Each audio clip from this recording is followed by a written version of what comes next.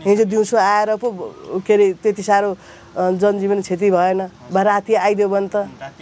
अनि हामी त जहिले पनि तरास भएर बाँच्नुपर्छ बर्खा लाग्यो तरास भएर बाँच्नु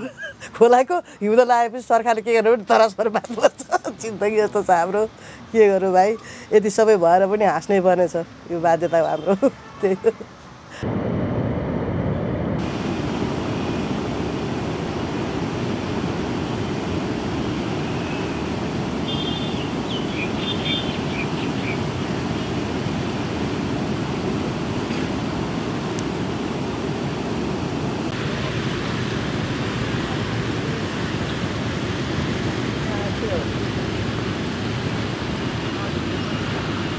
सुरुमा त मेरो नाम जानुका पोखरेल हो यो बाढीको क्षतिको कुरा गर्नुहुन्छ भने यो त हामीले भोग्दै आएका कुरा हो यो कुनै नयाँ कुरा होइन अहिले 18 19 20 वर्ष भयो यो बागमती किनारमा बसेको भोग्दै आइरहेछौँ तर जे पहिले चाहिँ अलिकति जनजीत मान्छेहरूको पनि क्षति हुन पुग्थ्यो यसपालि मान्छेहरूको त्यति क्षति हुन पुगेको छैन सामानहरू खाद्यान्नहरू त्यो क्षति भएको छ यो चाहिँ हामीले यो जुन बागमती सभ्यताले जुन पारीहरू वाल लाउनु भएको छ यो पुरा यहाँ त्यो खोला वहाँ पर थियो त्यो खोलाले यता पार्नु भयो यतापट्टि पार्नुभयो ललितपुरको खोला ललितपुरतिर चाहिँ माटो बढी भयो